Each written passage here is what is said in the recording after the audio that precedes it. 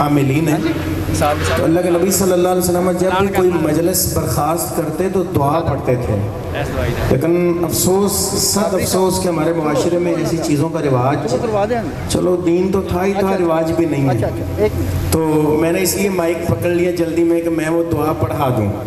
اس کا فائدہ یہ ہے، پیارے پیغمبر محمد رسول اللہ صلی اللہ علیہ وسلم نے فرمایا جب مسلمان آپس میں مجلس میں بیٹھتے ہیں تو ان سے کوئی نہ کوئی کمی کوتاہی ہو جاتی ہے. یہ دعا پڑھنے سے اللہ تعالیٰ مجلس کی ساری کمیاں معاف کر کے ساری اچھائیاں قبول فرما لیتے ہیں.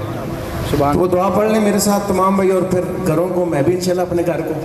سبحانک اللہم ربنا وبحمدک اشہد ان لا الہ الا انت استغفرک واتوب الیک.